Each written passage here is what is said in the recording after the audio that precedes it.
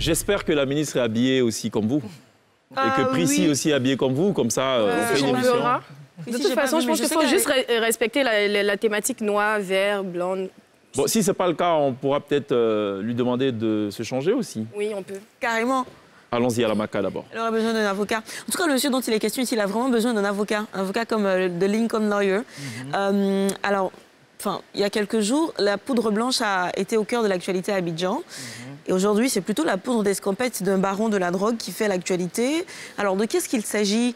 Comment est-ce qu'il a réussi à s'enfuir? Qui était impliqué dans cette affaire? Il y a le communiqué du ministère de la Justice qui a donné plus de détails sur cette affaire, qui tournait un petit peu sur la toile. Alors, le monsieur, il est franco-sénégalais, il s'appelle Mohamed Betambou. Il purgeait une peine de 10 ans à la maison d'arrêt de correction d'Abidjan depuis 2019. Il est impliqué dans une affaire de trafic de drogue à l'international, donc c'est vraiment un baron de la drogue. Et donc, jeudi dernier, qu'est-ce qu'il fait?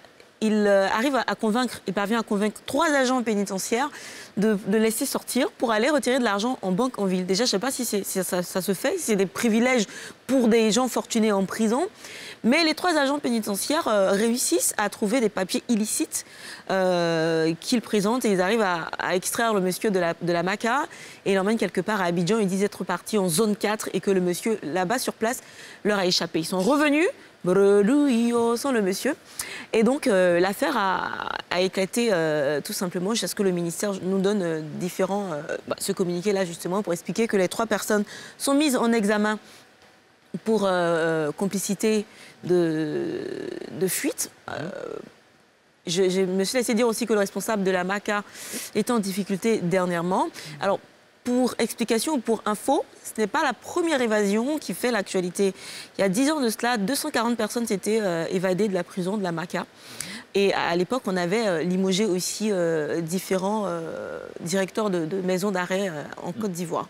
En gros, je pense qu'on devrait peut-être faire beaucoup plus attention. Je ne sais pas pourquoi ce monsieur a été libéré, l'enquête est en cours. Mais je me disais que les cinéastes ivoiriens pourraient s'en servir pour nous sortir un bon film, tu vois, un petit peu comme Prison Break ou Les Évadés. C'est la conclusion de la glissade. Oui, j'ai pris note. Une conclusion signée Glisse. D'accord. Merci Glisse pour cette glissade.